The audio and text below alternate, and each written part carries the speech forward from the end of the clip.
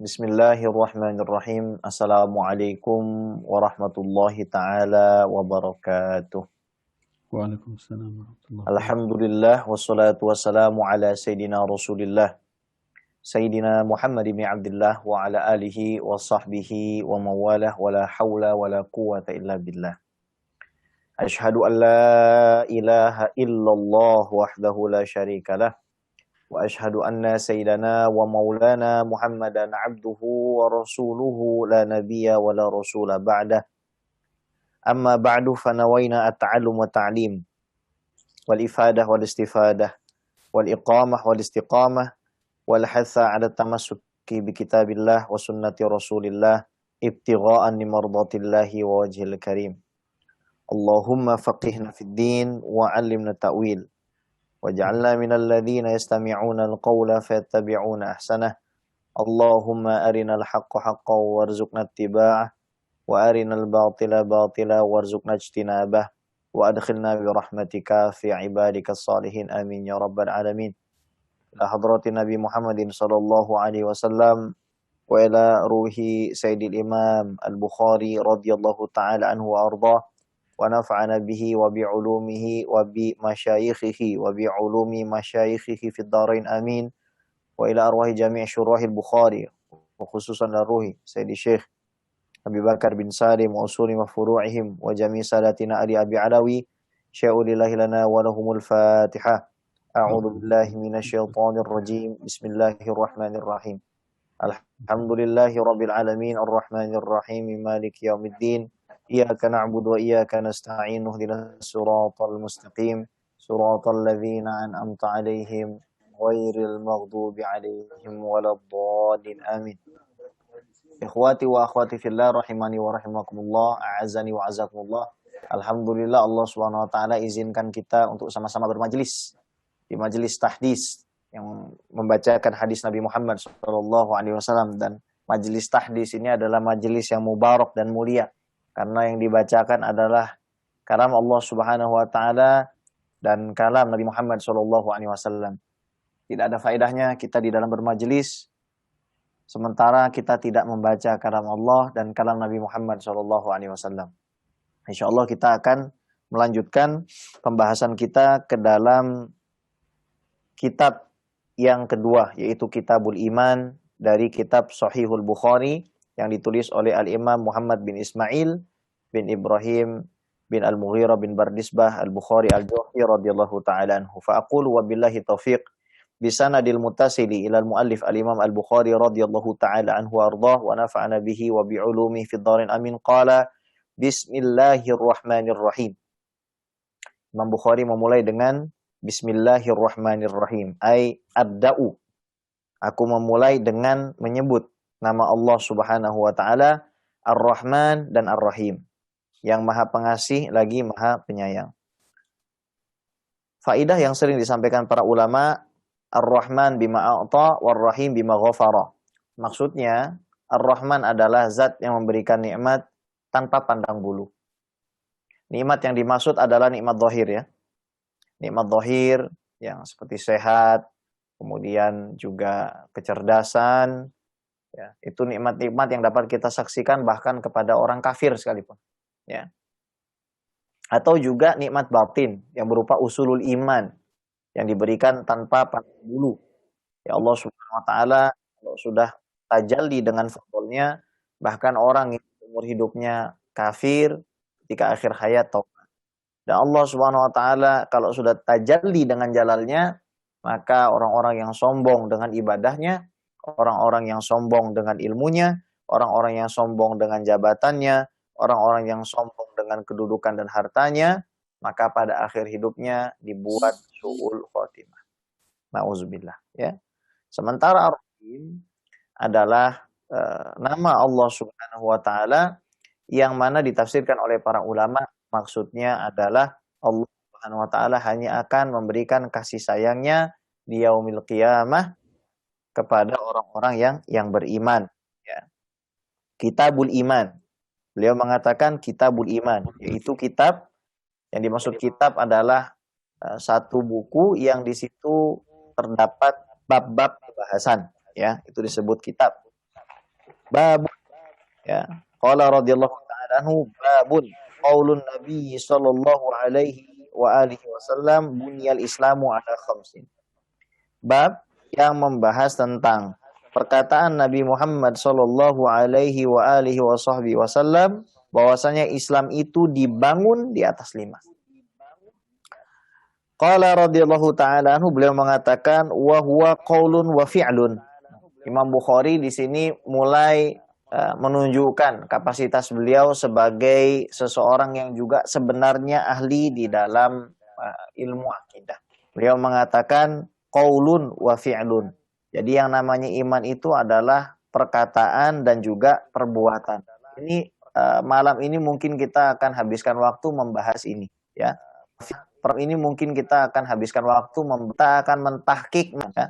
Kita yang benar malam sampai nanti kita semana pendapat sekte-sekte dari aliran-aliran di dalam Islam membahas tentang iman ini. Yazidu wa yanqus, bertambah dan berkurang. Ada Islam yazidu, bertambah, tidak bertambah. Dapat lain dari iman, tidak berkurang. Ya, itu pendapatnya Imam Abu Hanifah. Bertambah dan tidak berkurang. Bertambah, maknanya begitu. Sementara Imam Syafi'i dan tidak, kan iman itu bertambah dan berkurang. Ta'ala Allahu imanam ma'a imanihim. Al-Fath ayat 4. Supaya bertambah iman mereka bersama dengan imannya. Yang dimaksud di sini adalah Imam Al-Bukhari beristidlal atau menggunakan dalil bahwasanya iman itu bertambah dan berkurang. Buktinya Allah Subhanahu wa taala dalam surat Al-Fath ayat 4 mengatakan supaya iman mereka itu bertambah, ya. Wazidnahum huda. Al-Kahfi ayat 13. Dan kami tambahkan kepada mereka petunjuk. Imam Bukhari berdalil lagi loh. Petunjuk itu juga iman, gitu ya. Huda itu juga iman. Karena tidak mungkin orang mendapatkan iman kecuali dia pasti mendapatkan petunjuk. Baik. Wa yazidullahu alladhina ihtadaw huda. Dan Allah Subhanahu mendapatkan petunjuk. Alladzina ihtadaw huda. Dan Allah seorang yang diberi hidayah sama dengan nama Allah memang menambahkan petunjuk di atas petunjuk yang sudah diberikan sebagaimana disampaikan dalam surat Maryam ayat 76. Kemudian Allah Subhanahu wa taala berfirman, ini masih uraiannya Imam Bukhari. Walladzina ihtadaw zadahum hudan wa atahum taqwahum. Dan orang-orang yang mendapatkan petunjuk ditambahkanlah petunjuk oleh Allah Subhanahu wa taala, memberikan ketakwaan mereka. Nah, ini bukti bahwasannya yang menciptakan af'alul ibad, yang menciptakan perbuatan manusia itu Allah. Yang menciptakan gerakan itu Allah. Tapi dinisbatkan kepada manusia sebagai bentuk tanggung jawab Allah. Manusia sebagai bentuk tanggung jawab secara ada ikhtiar juz'i, parsial, kesadaran tanggung jawab. Nah, ada hakikatnya kita ahlu sunnah wal jamaah meyakini bahwa la fa'ila wa la khaliqa illallah. Tidak ada namanya yang bergerak melakukan segala sesuatu. Maksudnya bergerak bukan Allah berpindah, ya. Yang melakukan segala sesuatu, bahkan pergerakan yang terjadi pada makhluk, itu dinisbatkan kepada Allah Subhanahu wa ta'ala. Kalau di zaman azalinya, qadim Allah Subhanahu wa ta'ala, artinya tidak punya awal, tidak punya akhir, Allah tidak berubah. Nah, semua perubahan yang terjadi di alam semesta, itu larinya kepada sifatul qudrah, ya. Artinya Allah Subhanahu wa ta'ala punya kemampuan untuk merubah bumi ini menjadi bulat atau kotak. Dan juga larinya kepada fatul itu taksis. Larinya artinya ternyata Allah memilih bumi ini bentuknya bulat. Ya, juga larinya gerakan Allah memilih bumi ini bentakan ini bisa dinisbatkan kepada Allah. Kan Allah bergerak dan Allah Subhanahu wa taala membangkitkan manusia yaumal qiyamah, di hari kiamat. Kata ya ba'atsullah ini artinya al-ba'tsu adalah ba'tsullah, Allah yang membangkitkan. Sementara kiamat belum terjadi. Nah, semua itu kita nisbatkan kepada Allah, idhofahkan kepada Allah, meskipun membangkitkan itu makhluk, ya. Artinya sebuah perbuatan yang memang ada perubahan itu memang dikatakan makhluk nisbah Allah, meskipun itan yang memang ada kepada Allah, karena bukan artinya zat Allah yang berubah. Karena bukan artinya Allah yang berubah. Contoh lain, kalau kita melihat Baitullah, ya, Allah membuat bait, membuat rumah, bukan artinya ketika dinisbatkan kepada Allah, Allah tinggal di situ. Ya, semata-mata yang Baitul Bait membuat. Kalau terus jadi ada membuat dinisbatkan, bukan artinya memang diduduki. Sama kita Allah membuat maharasi, bukan artinya dijadikan tempat kaki juga, ya.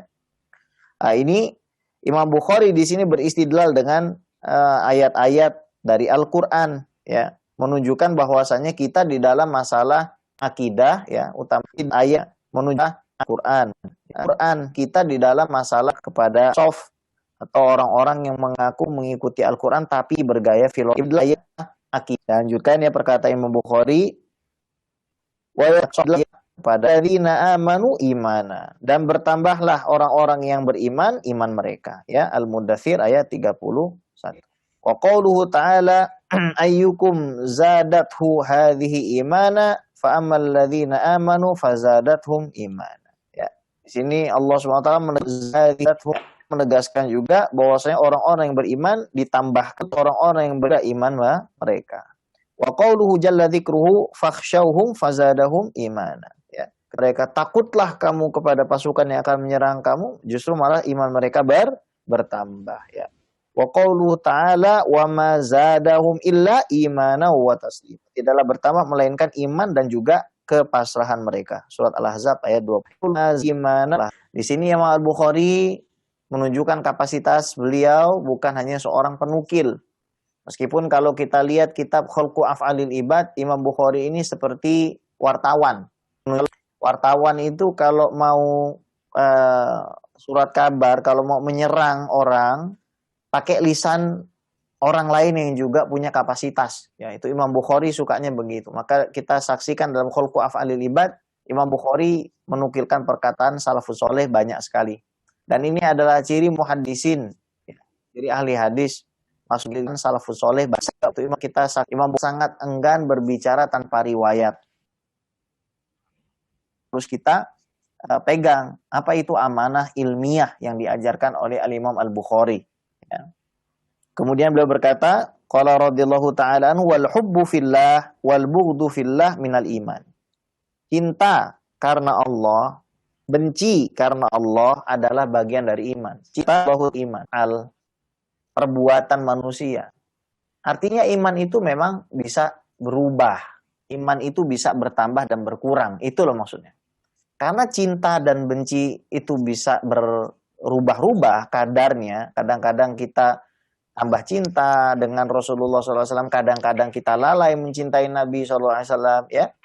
Kadang-kadang cinta kita luar biasa kepada Allah. Kadang-kadang kita futur. Ya. Itu menunjukkan bahwasanya iman itu naik dan turun. Ataupun ketika kita membenci karena Allah. Ya. Terkadang kita benci banget dengan kemaksiatan, tapi terkadang kebencian kita itu surut, ya, karena beberapa sebab. Itu menunjukkan bahwasanya iman itu berubah. Dan ada pelajaran asketis di sini atau pelajaran tasawuf di sini, artinya kita jangan pernah merasa aman dari makarnya Allah Subhanahu wa taala.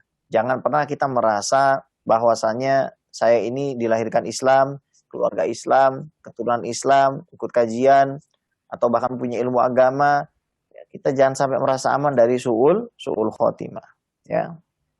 Kemudian Imam Al-Bukhari melanjutkan, wa kataba Umar bin Abdul Aziz ila Adi bin Adi.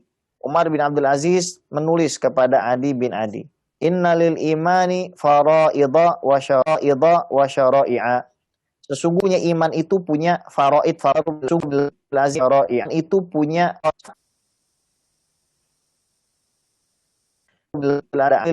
iman itu yang supaya antum dapat dan antum dapat dosa haji, wa syara'i'a, dan juga ketentuan dalam peradilan, ketentuan di dalam pidana, ketentuan di dalam perdata, di dalam muamalat, ya. Agama kita punya ketentuan gitu. Wa hududan, dan juga hukum bagi yang melanggarnya. Wa punya hudan dan juga hukum dan juga sunan atau sekunder, bukan primer ya. Tapi sesuatu yang sunnah. Seperti pakai siwak, kemudian juga tersenyum, kemudian juga bangun sebelum subuh. Nah, di sini Umar bin Abdul Aziz menulis kepada Adi bin Adi bahwasanya iman itu ya ada faraidnya. Umar Adi bin Adi ada faraidnya, kemudian ada juga hukum pidananya ya, dan juga ada sunnah-sunnahnya. Itu iman. Maksud Sayyidina Umar bin Abdul Aziz supaya orang itu nutqi fahasab. Jangan sampai orang itu mencukupkan diri dengan talafuz saja. Yang penting saya melafazkan. Yang penting saya ngomong. Ya. Betul memang qulu la ilaha illallah tuflihu. Katakan la ilaha illallah tuflihu. Tapi mengatakan ini juga nggak sembarangan mengatakan. Tapi harus mengatakan la ilaha kan dengan keyakinan. Saja itu cuma dengan keyakinan. Itu cuma hikayat saja. Misal dia mengatakan kepada murid-muridnya la ilaha illallah, semata-mata itu hikayat ya. Nah, talak juga seperti itu. Kenapa kok seorang guru yang mengajar istrinya soal talak tidak tertalak itu istrinya? Karena memang ada al-haqi litolak. Jadi orang yang mengisahkan tentang talak ya. Litolak di orang ya. Jadi nggak valid kalau hanya kita itu ngomong dengan lidah. Itu. Kemudian beliau berkata, "Faman istakmalaha istakmalal iman." Kalau orang-orang itu yang mengaku beriman menyempurnakan kewajiban-kewajiban yang Allah perintahkan, menyempurnakan syariat-syariat yang Allah berikan, kemudian menghindari supaya dirinya tidak terkena hudud dan menegakkan hudud semampu mereka, dan juga menjalankan dari sunnah-sunnah, maka mereka menghindarkan hudud. Akan tetapi termasuk orang yang menyempurnakan iman. Ya, wa man yastakmilil iman. Kalau ada orang nggak peduli terhadap faridah-faridah agama, ada orang nggak peduli terhadap sunnah-sunnah agama, ada orang nggak peduli terhadap amar ma'ruf nahi mungkar. Yang penting saya selamat, nggak ada itu amar ma'ruf nahi mungkar. Saya hendak orang nggak mungkar. Hendak kasih tahu yang namanya amar ma'ruf nahi mungkar. Itu memang kewajiban setiap orang yang beragama Islam, karena kuntum khairu ummatin ukhrijat linnasi ta'muruna bil ma'rufi wa tanhauna 'anil munkar. Akan tetapi yang namanya amar ma'ruf nahi mungkar ini punya ma'ruf nahi mungkar ini punya jalan-jalan. Jalan kita yang paling benar. Misal ada yang melalui jalan bikin pesantren, itu juga termasuk amar ma'ruf nahi mungkar. Ada yang melalui jalur politik, itu juga termasuk amar ma'ruf nahi mungkar. Lalu apa yang menghubungkan semua itu? Keikhlasan kita karena Allah. Melalui jalan. Lalu mungkin juga berpartisipasi di dalam dakwahnya. Nah, itu semua kita disatukan. Jangan ada yang merasa lebih baik ya. Karena umat Nabi Muhammad SAW ini bisa mendapatkan barokah, bisa mendapatkan karomah. Semua itu disebabkan karena berjamaah. Kalau tidak, Nabi tidak akan pernah mengatakan man arada buhbuhatal jannah falyalzamil jamaah. Barang siapa orang hidung mencium, maka hendak mereka tetap kolektif, menjaga kolektivitas dan kebersamaan. Di sini Sayyidina Umar bin Abdul Aziz, yang mana beliau adalah orang terbaik ya, kata Nabi SAW tuh beliau tuh orang terbaik di masanya karena beliau menguburkan satu jin yang juga ngaji sama Nabi Muhammad SAW, sebagaimana disebutkan oleh Al-Imam Ibnu Hajar Al-Haytami di dalam kitab beliau Fatawa Hadisiyah ya. Baik. Kemudian beliau mengatakan lagi, fa in aish fa sa'ubayyinuha lakum hatta ta'malu biha. Kata Sayyidina Umar bin Abdul Aziz ya, kalau memang saya hidup, saya pasti akan menjelaskan semuanya kepada kalian sampai kalian mengerjakannya. Saya akan menjelaskan kalian mengerjakannya. Beliau ulul amri. Sayyidina Umar bin Abdul Aziz ulul amri. Ini juga punya kewajiban untuk memastikan bahwasanya syariat itu ditegakkan. Di Indonesia ini syariat sudah banyak ditegakkan. Sangat banyak sekali. Ya, kita sholat, puasa, kita bisa haji, kita bisa umroh, kita bisa ngadain maulid, kita bisa ngadain majelis talim, itu syariat yang ditegakkan. Cuman mungkin ada beberapa hal yang memang harus dibenahi, seperti misalkan masalah makna riba, kemudian juga hudud, ya, bagaimana hukum kisos orang yang membunuh. Karena memang sistem hukum yang ada di Indonesia itu sistem hukum yang tidak semuanya berbasiskan kepada agama. Akan tetapi banyak juga mengambil daripada hukum-hukum luar, ya, meskipun hukum luar juga ada pengaruh daripada hukum Islam, itu kita sudah pernah bahas panjang lebar. Akan tetapi memang kalau kita bicara tentang sejarah hukum, maka kita akan mendapati selama dan selalu mengalami perubahan. Sementara hukum Islam itu di dalam waktu 23 tahun dibawa oleh Nabi SAW, salah satu mukjizatnya itu mukjizat hukum, ya. Syariat Nabi itu mukjizat, bisa merubah tatanan semenanjung Jazirah Arab, ya. Itu sangat luar biasa dan nggak pernah terjadi. Anda silakan teliti namanya Jazirah Arab, itu hukum bolak-balik Jazirah Arab, sangat Prancis, teliti itu SAW. Kita punya yang diistilahkan, tolong diingat, as-sawabit wal mutaghayyirat. As-sawabit wal mutaghayyirat. Yang dimaksud dengan sawabit adalah hukum-hukum agama yang tidak bisa dikompromikan. Seperti sholat 5 waktu, nggak bisa ditambah jadi 6, nggak bisa dikurang jadi 3. Ya, seperti puasa di bulan Ramadan, nggak bisa diganti dengan puasa misalkan di bulan Syaban, ya, atau di bulan Rajab, itu nggak bisa. Itu namanya ma'lum minad-din bid-darurah. Nabi Muhammad SAW adalah Nabi terakhir, itu namanya thawabit, nggak bisa berubah, ya. Ada yang namanya mutaghayyirat, misal, ya, dalam keadaan terdesak seseorang itu boleh berobat dengan yang najis, ya. Karena dulu juga Nabi memperbolehkan sahabatnya minum kencing unta, ya. Bolehkan sahabatnya minum kencing unta, itu najis. Nah, itu sebagai kebiasaan, ya.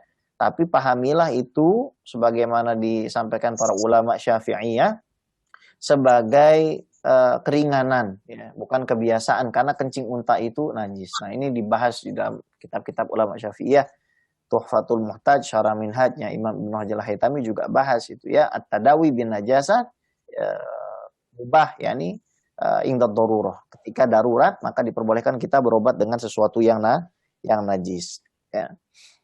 Jadi begitu, antum harus sesuai dengan kapasitas. Misalkan saya bisanya mengajar, ya, antum bisanya berdakwah dengan cara menyebarkan tulisan di media sosial.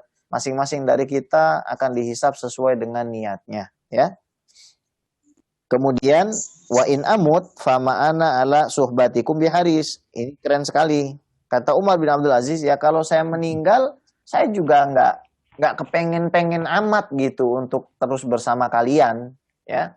Jadi mindsetnya Sayyidina Umar bin Abdul Aziz, khalifah yang sangat sukses. Ketika itu serigala bisa hidup berdampingan dengan domba, mindsetnya adalah sebaik-baik kawan masih lebih baik akhirat, ya. Itu berat, ya.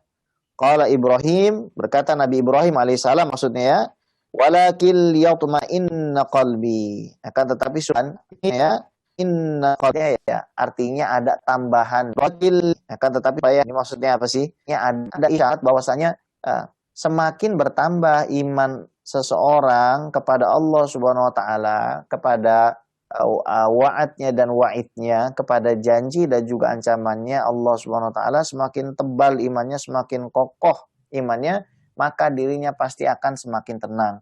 Dan ternyata iman juga butuh pembuktian, ya. Nah, pembuktian yang diminta oleh Nabi Ibrahim alaihissalam di sini adalah pembuktian ainul musyahadah. Jadi Nabi Ibrahim ingin menyaksikan, ya, bagaimana Allah Subhanahu wa taala kaifa tuhil mauta, ya, bagaimana Allah Subhanahu wa taala menghidupkan yang mati. Akhirnya Nabi Ibrahim alaihissalam fasuhunna ilaika tsumma ad'uhunna ya'tinaka sa'ya. Diletakkan itu potongan-potongan daripada burung, kemudian dipanggil oleh Nabi Ibrahim, datanglah semua potongan-potongan tersebut, ya. Itu supaya apa? Supaya hati Nabi Ibrahim itu tenang. Bukan artinya Nabi Ibrahim tidak beriman. Imam Bukhari ingin berdalil bahwasanya beliau sedang membicarakan apa yang disebut dengan kamalul iman. Apa namanya? Kamalul iman, kesempurnaan iman. Sementara Imam Abu Hanifah An-Nu'man ketika mengatakan bahwasanya iman itu tidak berubah, beliau membicarakan tentang mutlakul iman. Wa bihi ilaihi qol, kemudian Imam Bukhari mengatakan ya, kemudian qala Mu'adz, berkata Sayyidina Mu'adz bin Jabal, ijlis bina nu'minu sa'atan. Duduklah bersama kami, kita menambah iman kita, mujalah satu kita menambah iman kita, mujalah satu iman kita. Jadi kalau kita duduk sama orang soleh, duduk sama orang alim, itu bisa menambah keimanan kita.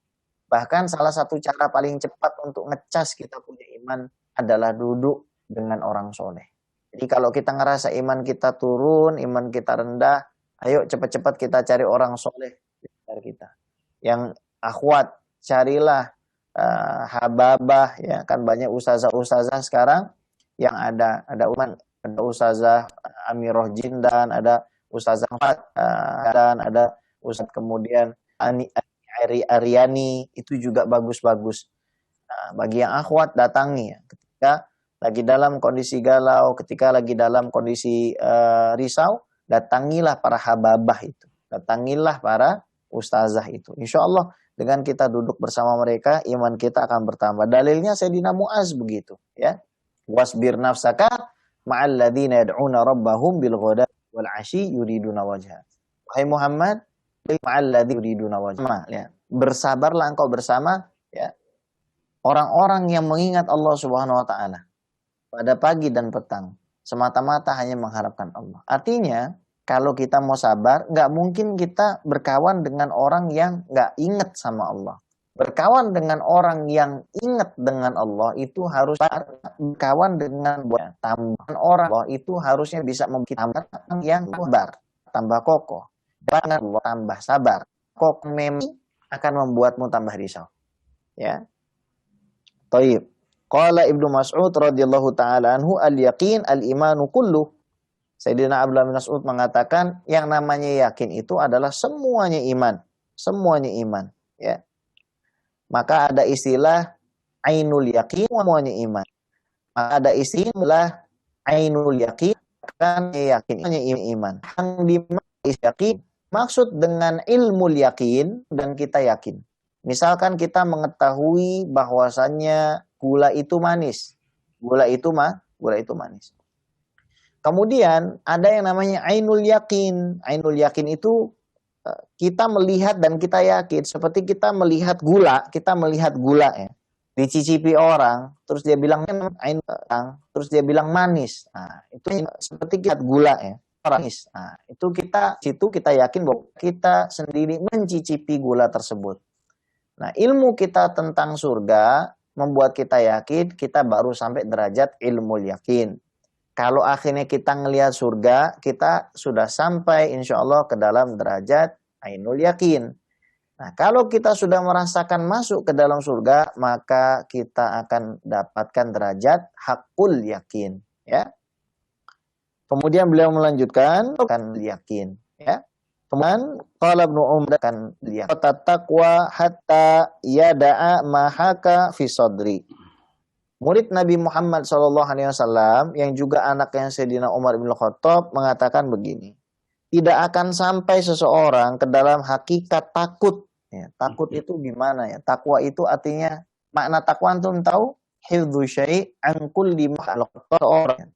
Tahu? Hifdzu takwa itu makna antum tahu? Antum jagain supaya enggak disentuh sama sesuatu yang membahayakan, itu takwa. Itu takwa.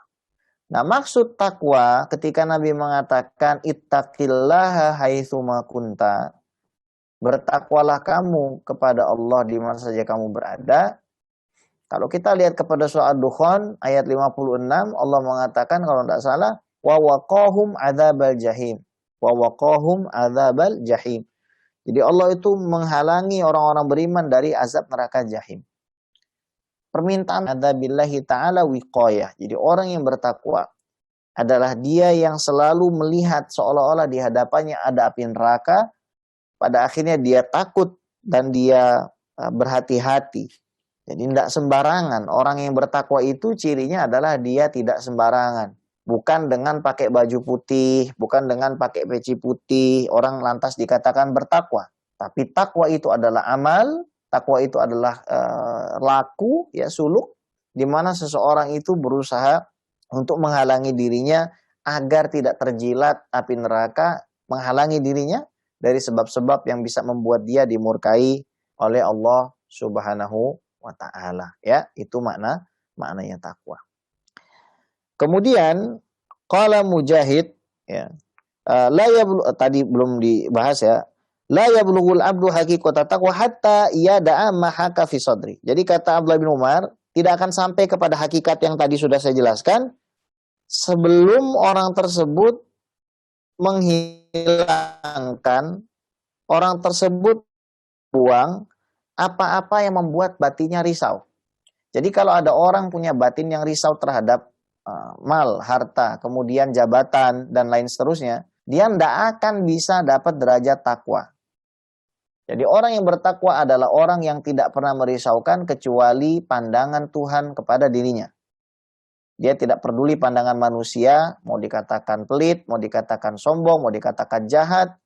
Dia juga nggak peduli pujian manusia, mau dikatakan baik, mau dikatakan soleh, mau dikatakan alim. Nah, itulah orang yang sudah sampai derajat takwa. Tapi kerisauan-kerisauan yang sering kita rasakan itu membuktikan kalau memang kita belum sampai derajat itu. Ya.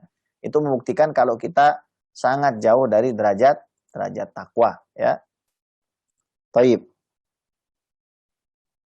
Kemudian waqala Mujahid, berkata Imam Mujahid, syara'a lakum, Allah Subhanahu wa taala mensyariatkan kepada kalian.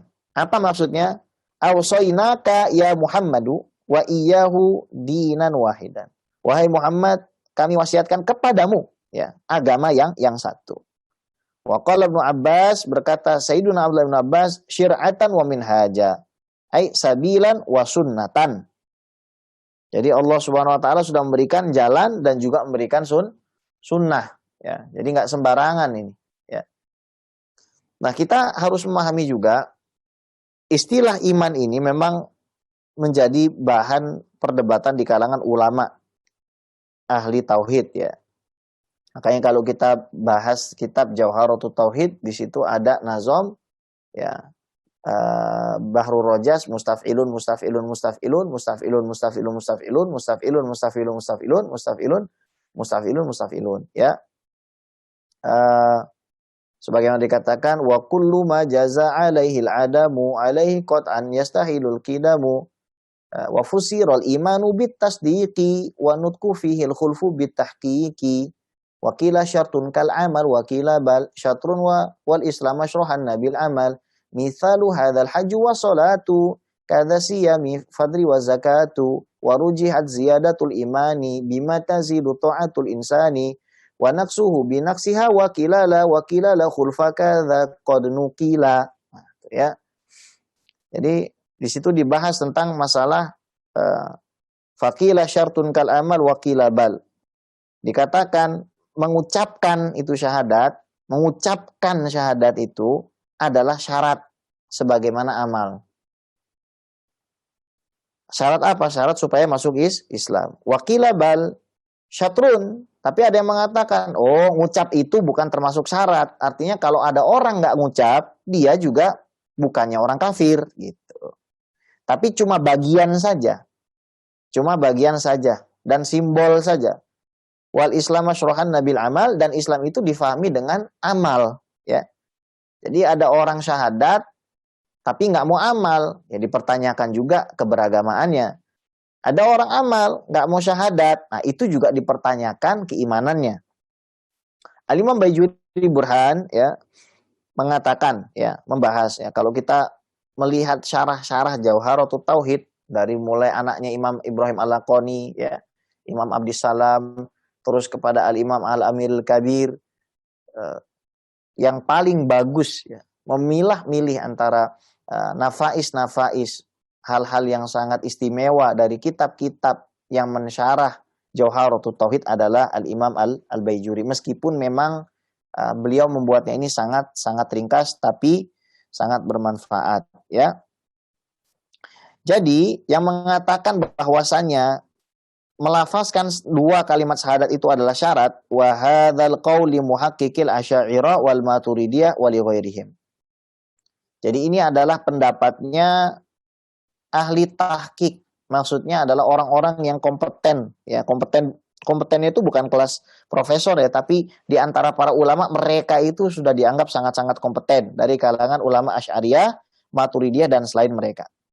Wa qad fahimal jumhur anna muradahum annahu syartun li ijra'i ahkamil mu'minin alaihim minat tawaruth wat tanakuh was shalah khalfahu wa alaihi. Jadi akhirnya jumhur ulama memahami, oh kenapa kok mayoritas ahli tahqiq ulama Asy'ari dan Maturidiyah menganggap bahwasanya mengucapkan la ilaha illallah itu syarat. Maksudnya apa? Syarat supaya hukum dunia ini memang terjadi dan bisa diterapkan kepada mereka. Jadi kalau ada orang nggak syahadat, nggak jelas dia itu orang mukmin atau tidak, dan dia nggak pernah baca syahadat, ya sudah berarti hukum dunia tidak berlaku. Kita nggak perlu nyuruh dia sholat, kita nggak perlu nyolatin dia juga, ya. Kita juga nggak bisa mewariskan dia, kita juga nggak bisa diwariskan olehnya, kita juga nggak bisa menikahi dia. Ya, apalagi ya di zaman sekarang di mana masih ada orang yang menganggap bahwasanya ahli kitab itu masih ada.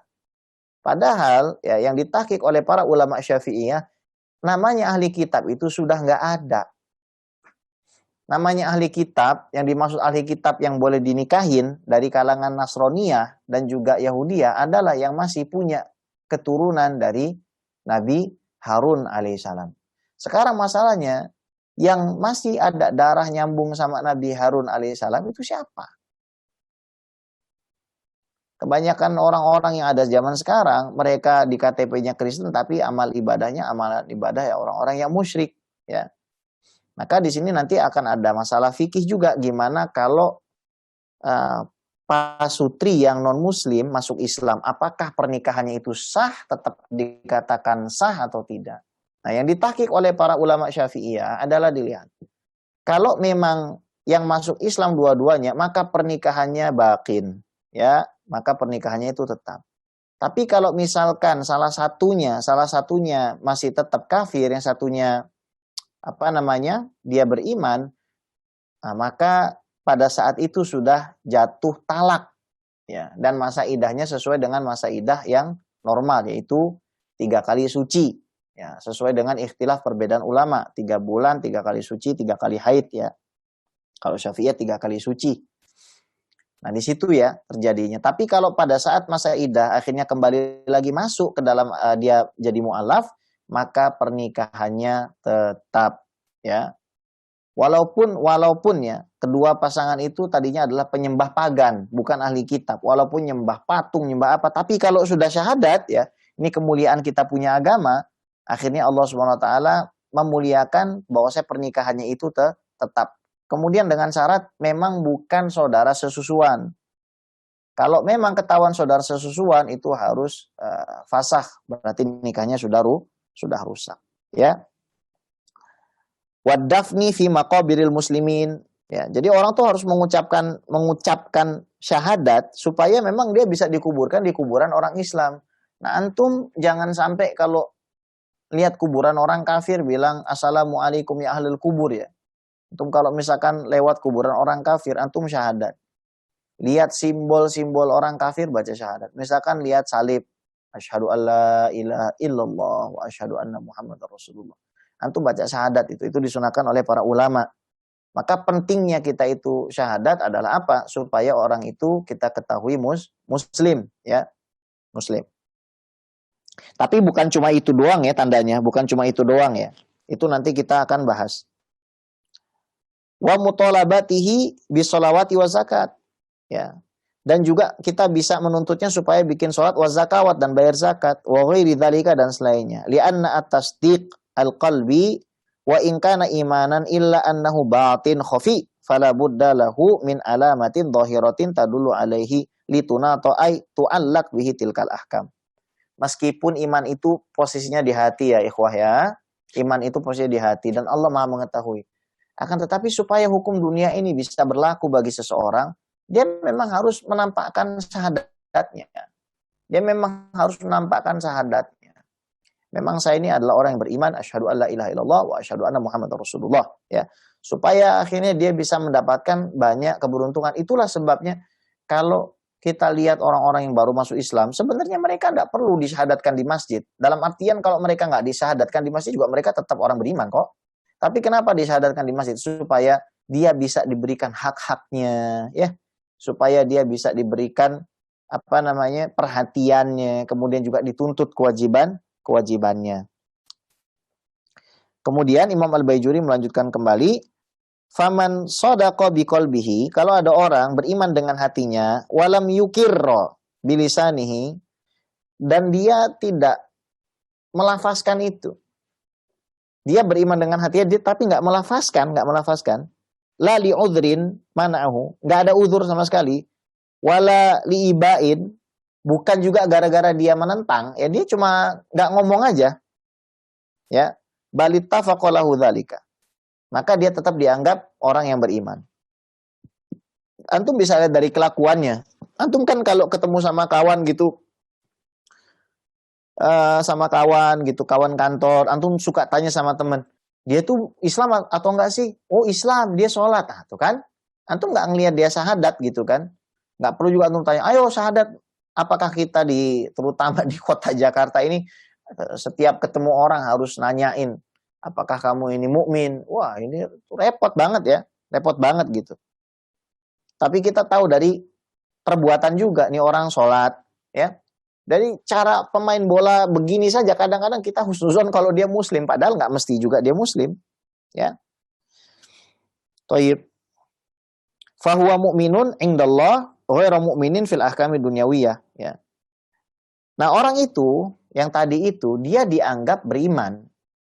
Dia dianggap beriman di sisi Allah Subhanahu wa taala meskipun secara keduniaan karena memang dia nggak pernah ngomong dan juga mungkin dari af'alnya nggak ketahuan nih kata Imam Bajuri, karena memang beliau nyebutin hanya masalah ngomong saja ya, anutku kan di sini. Wa nutku fihil khulfu bitahqiqi. Jadi ya sudah, berarti hukum dunia nggak diterapkan sama dia. Antum nggak punya informasi tentang seseorang itu muslim atau bukan. Ya, misalkan antum nggak wajib ngasih tahu dia untuk puasa Ramadan, misalkan. Tapi kalau antum tahu dia seorang muslim, maka antum wajib kasih tahu dia, gitu loh maksudnya, ya. Amma al-ma'dzur idza qamat qarinah ala islamihi bi ghairi nutqi kal isyarah fa huwa mu'minun fihima. Adapun orang yang memang terkena udzur, ya, memang ada qarinah pembanding bahwasanya dia itu Islam, ya tadi yang sudah sampaikan, seperti sholatnya dia, puasanya dia, meskipun dia nggak melafazkan itu, seperti isyarat, ya. Ada isyarat, oh dia ini muslim. Maka ya memang dianggap sebagai orang beriman di sisi Allah, dan memang di sisi kita juga kita harus nuntut dia untuk puasa, nuntut dia sholat, nuntut dia bayar zakat. Karena ada qarinah pembanding, karena ada qarinah itu dalil lain yang menunjukkan bahwasanya dia adalah seorang yang beriman, ya. Wa ammal abi, adapun orang yang membangkang, bi antuliba minhun nutq bi syahadatin, ada orang diminta tuliba minhun nutq bi syahadatin, dia diminta supaya dia baca syahadat. Ayo baca syahadat, kamu harus ngucap la ilaha illallah, tapi dia nggak mau ngomong dia, ya. Fa'aba fahuwa kafir fihima, dia nggak mau, saya nggak mau, oh berarti itu orang kafir, nggak ada uzur loh. Gak mau dibunuh gara-gara dia gak mau ngucap syahadat, dia kafir di dunia, kafir di akhirat, kafir. Innalillah. Walau ad'ana fi qalbihi, walaupun di dalam hatinya dia mengatakan saya beriman, fala yanfa'uhu dzalika, itu gak ada manfaat bagi dia. Walau fil akhirah, walaupun di akhirat Allah gak terima dia. Wa man aqarra bi lisanihi wa lam yusaddiq bi qalbihi kal munafiq fa huwa mu'min fil ahkamid dunyawiyah ghairu mu'minin indallahi ta'ala. Jadi kalau ada orang dohirnya sholat, puasa, zakat, haji, ngaji semua, ya, bahkan syahadat, tapi batinnya tidak beriman kepada Allah, dia munafik. Ya kita mandikan, kita kafani, kita sholati, kita kubur, ya. Tapi di sisi Allah dia adalah orang yang tidak beriman, ya. Jadi disinilah pentingnya kita Imam Bukhari, ya. Makanya meletakkan kitab ini setelah kitab Bad'il Wahyi, permulaan wahyu, tapi kitabul iman ya. Ini juga mengindikasikan akidah itu harus dipelajari dengan serius. Kemudian Al-Baijuri mengatakan kembali, wa mahallu kaunihi mu'minan fil akami dunyawiyah malam yutla ala kufrihi bi alamah kasujud lisonam. Ya. Dan ini juga ada pembanding lagi. Kita bisa mengatakan nih orang beriman di dunia karena kita nggak ngelihat ada kufrun bawah, kata Nabi itu tanda kekafiran yang memang nyata, seperti dia sujud di hadapan berhala. Nah di sini ya harus kita pahami juga, jangan sampai menuduh orang yang sholat kemudian di hadapannya ada kuburan, lantas dikatakan menyembah kuburan. Karena Sayyidina Anas bin Malik pernah sholat di samping kuburan dan Sayyidina Umar hanya mengatakan al-qabro itu kuburan dan Sayyidina Umar nggak menyuruh Sayyidina Anas itu mengulangi sholatnya. Ya, itu mengindikasikan bahwasanya kita kalau sholat di samping kuburan, di belakang kuburan, di sebelah kuburan, di depan kuburan itu nggak ada masalah. Yang jadi masalah itu i'tikad. Tapi Habib, gimana dengan hadis la'anallahu al-yahud wan nasara ittakhadhu qubur anbiya'i masajid. Allah melaknat daripada orang-orang Yahudi yang menjadikan kuburan-kuburan nabi mereka sebagai masjid. Maksudnya kata Imam Al-Baydawi, mereka merubah arah kiblat ya. Arah kiblatnya tadinya ke timur ya, misalkan ke Baitul Maqdis. Nah, makam nabinya itu di arah barat, mereka palingkan ya untuk menyembah nabi mereka. Sementara kita ziarah para aulia, kebetulan aja sholat di situ, bukan nyembah ya. Ya apa bedanya gitu antum yang ketika pasang sutroh, yang antum bilang sutroh itu, padahal sutroh itu ya bisa tongkat, bisa apa saja yang berbentuk seperti nisan kuburan, nggak ada bedanya, sama-sama makhluk. Yang membedakan adalah i'tiqadnya ya. Jadi ketika ada orang sujud di hadapan berhala ya, di sonam ya berhala, ya sudah ya. Kita tanya juga ya, jangan sampai saya lagi kesandung misalkan gitu ya. Wa illa jarot ali ahkamul kufur. Ya, kalau memang nggak ada tanda-tanda memang dia beriman ya, dan justru malah tanda-tanda itu menampakkan kalau dia itu kafir ya, maka dia dianggap sebagai orang kafir ya. Allahu taala a'la wa a'lam ya. Di situ kita bisa mengambil pelajaran yang sangat berharga bahwasanya iman bisa bertambah dan berkurang. Iman bisa bertambah dengan ketaatan, waru jihad ziyadatul imani bima tazidu ta'atul insani, ketika ketaatan kita bertambah, wa naqsuhu binaksiha wa kilala, dan berkurang dengan berkurangnya ketaatan kita. Makanya kalau kita banyak baca Quran, kita banyak sholat, kita banyak ngaji, kita rasanya dekat sama Allah. Tapi kalau kita jauh daripada amal-amal soleh, kita akan terasa jauh dari Allah SWT. Itu menunjukkan bahwasanya iman itu memang bertambah dan berkurang. Allahu ta'ala a'la wa a'lam. Tafadhol kalau ada yang mau ditanyakan.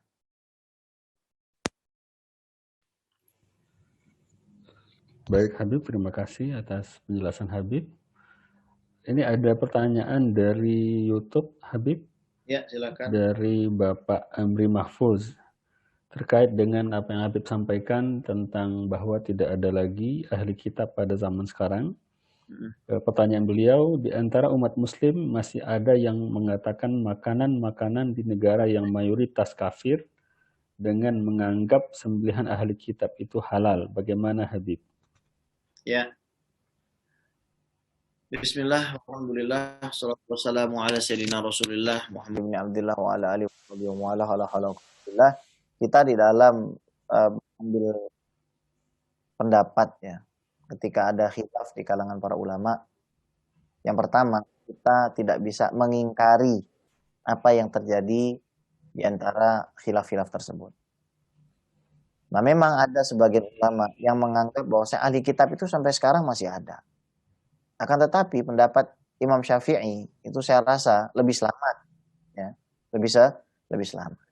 Kenapa? Karena memang ya tidak ada lagi yang namanya ahli kitab di zaman ini. Memang dari beberapa kalangan ulama Hanafiyah mengatakan ya masih ada, yaitu orang-orang Nasrani yang memang punya keimanan betul-betul tidak jauh berbeda dengan umat Islam.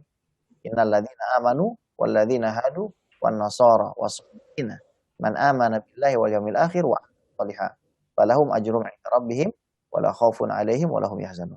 Orang-orang dan orang-orang Yahudi, lihat, orang-orang beriman. Allah gandengkan orang-orang Yahudi dan Nasrani dan para penyembah bintang, ya. Yang mana mereka itu tidak, yang menyembah bintang ini bukan artinya menyekutukan Allah Subhanahu wa taala, ya. Artinya mereka memang tidak punya informasi. Nah, termasuk mungkin sebagian ulama menafsirkan tabi'un itu adalah ahlul fatrah, ya, karena memang belum ada nabi yang diutus kepada mereka, ya. Allahu a'lam. Allahu a'lam. Akan tetapi di sini Allah Subhanahu wa taala dalam surah Al-Baqarah menggandengkan antara posisi orang beriman ahli kitab dari kalangan Yahudi dan Nasrani. Atau dalam ayat yang lain, qul ya ahlal kitabi ta'alu ila kalimatin sawa'in bainana wa bainakum alla na'budu illallaha wa la nusyrika bihi syai'a wa la yattakhidh ba'duna ba'dhan arbaba min dunillah. Ayo ahli kitab, katakan Muhammad sama mereka, ayo ahli kitab, ayo kita kembali kepada kalimat yang satu. Ayo kita kembali kepada kalimat yang satu. Kita jangan menyembah selain Allah. Dan kita jangan menyebutkan Allah dengan apapun, dan jangan menjadikan ulama-ulama kita itu, ya, jangan menjadikan ulama-ulama kamu wahai orang Yahudi, ya, wahai Nasrani, itu sebagai Tuhan selain Allah. Maksudnya apa? Mengganti daripada hukum yang sudah Allah letakkan, kitab yang sudah Allah letakkan. Nabi Muhammad alaihissalam itu nabi terakhir. Allah tuh tidak beranak dan tidak diperanakkan. Jangan kamu tuhankan rahib-rahibmu. Nah, teguran itu ada. Jadi kemudian Allah kasih tahu lagi isu sawa'ah. Ahli kitab tuh nggak sama. Min ahlil kitabi ummatun qa'imatun yatluna ayatillahi ana al-laili wa hum yasjudun. Di antara ahli kitab itu ada yang membaca ayat-ayat Allah yang belum tahrif dan mereka sujud, tidak sombong kepada Allah Subhanahu wa taala. Nah, sekarang kita harus fair dan jujur. Kita harus fair dan jujur. Di Australia, saya di Australia. Saya nggak pernah mau makan kecuali halal meat. Saya tidak pernah mau pergi ke McD, saya tidak pernah mau pergi ke KFC kecuali memang ditulis logo halal. Itu kalau saya. Kenapa? Karena saya takut. Karena kalau ada barang haram sedikit saja masuk ke daging saya, itu bisa mempengaruhi saya, keturunan saya.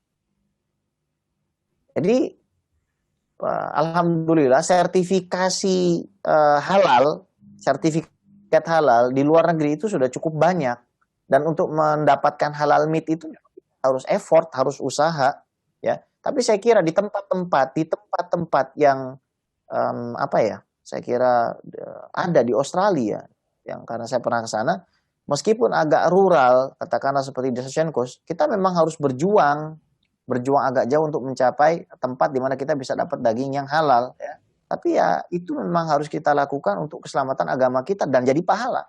Kalau antum mau, ya, kalau antum nggak mau berjuang seperti itu, menjaga sesuatu, ya buat apa antum tinggal di tempat itu? Karena kata Imam Nawawi ketika mensyarah Arba'in Nawawiyah, itu hadis pertama, jangan sampai orang hijrah pergi ke satu tempat ke tempat lain, justru malah mengurangi daripada kadar keberagamaan dia.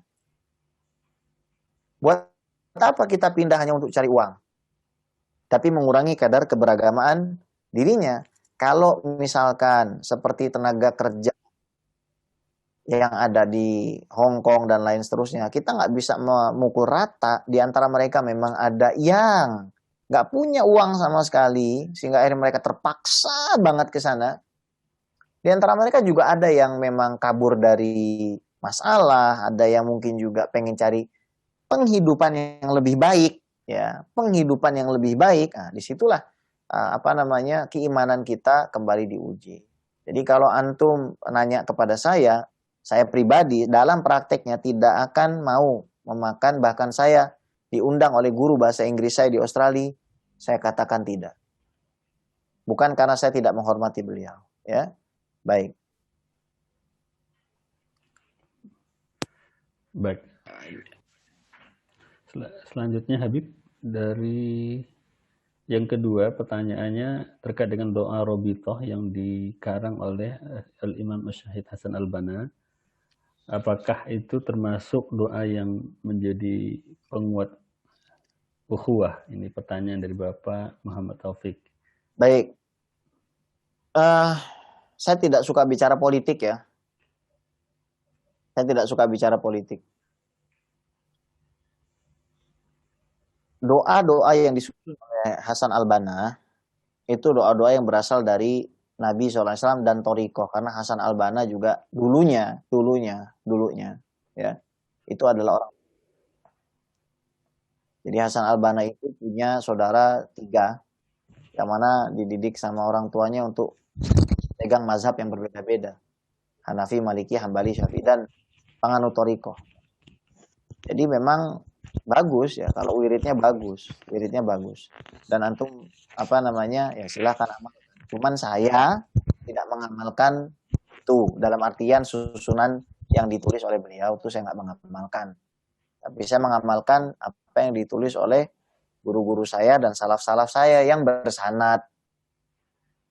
Rotibul Haddad, Rotibul Atos, wirid Sakron, Akidah Ali bin Abdul Bakar Sakron, Idrus, kemudian Abdul Latif, wirid Kabir Syekh Abu Bakar bin Salim, Yaitu Sohirnya, kemudian doa qodok hajatnya, itu yang saya amalkan. Atau bukan dari Sadaba Alawi, seperti Hizbul Bahar, Thariqah Syadziliyah, Imam Syadzili, kemudian Hizbul Imam Nawawi, kemudian ijazah dari guru saya Shalawat Yusriyah, dan lain seterusnya. Nah, itu yang saya amalkan. Dan di dalamnya juga terdapat apa yang ditulis oleh Hasan Al-Banna di dalam maksuratnya. Jadi semua itu adalah kembali kepada diri kita. Ya, namanya wirid itu kadang cocok-cocokan. Ya, yang penting kalau kita niat ikhlas karena Allah dan kita lihat niat untuk ikuti Nabi Muhammad SAW dan juga para pewaris Allah. Insya Allah batin kita akan diikat bersama orang-orang yang juga mencintai Allah dan Rasulnya, bukan karena kepentingan politik. Ya Allah a'lam. Baik. Selanjutnya Bib, dari Oppo A3s, namanya tidak disebut, bertanya bagaimana cara menguatkan iman, bagaimana cara memutuskan pacar yang tidak mau putus. Padahal kita mau hijrah gitu. Ya. Mana cara memutuskan pacar yang nggak mau putus, padahal saya bilang saya mau hijrah dan minta motivasi supaya nggak pacaran lagi. Ya. Mohon maaf jika pertanyaan lancang. Baik. Tinggalin aja, nggak usah dibalas nggak usah di message-nya, ya, nggak usah dibalas kalamnya. Bukan karena antum nggak peduli sama dia, justru malah itu antum peduli. Ya kalau antum peduli sama dia, udah antum nggak usah lagi, antum doakan aja. Bukan tanggung jawab antum, nggak pernah jadi tanggung jawab antum itu, ya, nggak pernah jadi tanggung jawab antum. Antum bukan seandainya pun antum mendakwah, antum juga nggak punya tanggung jawab, gitu ya. Antum hanya bertanggung jawab mendoakan supaya Allah SWT mengampuni dosa-dosanya dan memberikan jalan yang terbaik, ya. Kalau misalkan dia mengancam bunuh diri, ya, itu juga bukan salah antum, sekali, antum nggak salah, antum nggak akan dituntut sama Allah SWT itu. Nggak akan dituntut, ya. Jadi Anda jalanin aja, nggak apa-apa Anda dibilang orang sombong, nggak apa-apa Anda dibilang orang sok suci, nggak apa-apa Anda dibilang orang sok ini, tapi Anda juga harus mendoakan. Anda nggak boleh luput mendoakan dirinya, karena bagaimanapun Anda juga sharing dosa sama dia. Anda sharing dosa, ya Anda doakan supaya Allah SWT mengampuni dosa Anda dan dosanya, begitu, ya. Nanti insya Allah masing-masing diberikan jalan. Amin. Selanjutnya dari YouTube Habib, dari Ibu Intan Soraya. Assalamualaikum Bib, kalau sudah terlanjur makan di tempat yang tidak halal, apakah harus sholat taubat tiap hari walau nggak makan babi tapi ada babinya tiap keluar negeri kayak gitu Bib? Ya, baik. Makanya kita kudu hati-hati makan di luar itu. Hati-hati, jangan sampai. Nah, cara kita taubat dari barang-barang haram itu yang pertama adalah kita berwudu. Karena syariat wudu itu kata Imam Ghazali, kenapa kok wudu itu muka, terus tangan, rambut sama kaki? Karena Nabi Adam alaihissalam melihat kepada pohon khuldi dengan wajah, kemudian menyentuh buah itu dengan tangan, kemudian rambut beliau itu terkena daunnya, dan kaki beliau berjalan menuju situ. Jadi pertama kali harus berwudu. Itu aktivitas ya, aktivitas lahiriah seperti itu. Kemudian wudu yang betul, setelah wudu baca doa. Allahumma ja'alni minat tawabina ghufranaka asyhadu an la ilaha illallah wa asyhadu anna Muhammadan abduhu wa rasuluh. Allahumma ja'alni minat tawabina wa ja'alni minal mutahhirin wa ja'alni ibadikas salihin. Setelah itu silakan Anda mandi taubat, mandi dengan niat membersihkan diri dari kotoran-kotoran hissi dan maknawi. Setelah itu Anda sholat 2 rakaat, berdoa munajat sama Allah Subhanahu wa taala, perbanyak membaca la ilaha illa anta subhanaka inni kuntu minadh dhalimin. Ada 5 zikir yang saya anjurkan. Yang pertama adalah kita baca Allahumma innaka afun tuhibbul afwa fa'fu anna, itu 3 kali. Yang kedua baca ya alimas sirri minna la tahtiki sitru anna wa afina wa'fu anna wa kun lana haitsu kunna, baca 3 kali. Kemudian baca lagi jazallahu sayyidana Muhammadan anna khair, doain Muhammad sallallahu ya. Jazallahu sayyidana anna ma huwa ahlu. Baca 3 kali, kemudian baca lagi ya latif lam yazal utuf bina fi manazal in lam tazal utuf bina wa musliman. Yang terakhir baca ya Allah biha ya Allah biha ya Allah biha Fatimah. Itu adalah doa yang minimum kita harus baca kalau kita mau bertobat. Di samping kita syaratnya 3, menyesal, nggak ngulangin, berjanji tidak akan ngulangi. Baik Habib, mohon izin ada 2 lagi Habib yang ingin kita tanya, yang disampaikan kepada kita. Yang pertama, Hizib Bahar itu apakah bisa langsung diamalkan atau mesti dapat ijazah Habib? Ya, baik, Hizbul Bahar harus dapat ijazah, bagusnya Hizbul Bahar itu harus dapat ijazah. Ya, harus dapat ijazah. Antum baca sama-sama syekh, antum baca, antum dapat ijazah. Ya, gitu. Mungkin antum baca langsung aja nih Bu, cepat ya. Silakan. Izin bertanya, apa kalau ada orang memberikan sumbangan sembako ya foto termasuk riya? Itu tergantung hati ya, nggak tahu ya. Kita kalau ngeliat orang begitu kita husnuzon aja, dia pengen ngajak gitu aja ya. Jangan kita suuzon sama diri kita aja. Kemudian gimana kalau kita ingin menguatkan iman tapi teman kita sedang naik turun? Ya udah antum cari teman yang imannya terus di atas ya, para orang-orang soleh, para buya, para asatidz, para habaib, duduk di majelis. Untuk membaca akidah Syekh Ali bin Abi Bakar Sakron yang afdal, maka setiap habis membaca Ratib Al-Haddad atau ada waktu-waktu khusus. Waktu khusus yang dianjurkan adalah ba'da subuh dan juga ba'da maghrib. Ba'da subuh, ba'da maghrib. Atau ba'da asar. Baca sama Wirdul Latif, bagus. Ya. Baik, terima kasih Buya atas bimbingannya, atas wejangannya. Semoga Buya sehat terus dan jamaah. Terima kasih karena sudah hadir. Semoga Allah SWT mengampuni dosa-dosa kita semua. Amin. Kita dikasih sama Allah SWT taubatan nasuha. Ya, kita mati dalam keadaan husnul khatimah. Ya, saya izin undur diri. Ya, jangan lupa teman-teman terus ikuti kajian-kajian yang ada di Masjid Al-Hidayah Modern Land, juga bersama Buya Kopri Nurzain yang sekarang jadi moderator. Beliau membahas kitab Al-Adhkar Nawawiyah, yaitu kitab yang sangat bagus bagi yang pengen tahu doa-doa ya, disunahkan kalau lihat langit bacanya apa gitu ya. Kalau lagi keluar rumah bacanya apa, itu antum ikuti setiap Senin pertama dan ketiga Bu ya. Setiap malam Senin, hari Ahad malam setiap Ahad. Ya.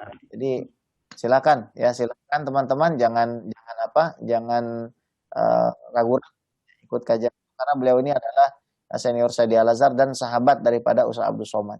Kurang lebihnya saya mohon maaf Bu ya. Astagfirullah. Assalamualaikum warahmatullahi wabarakatuh.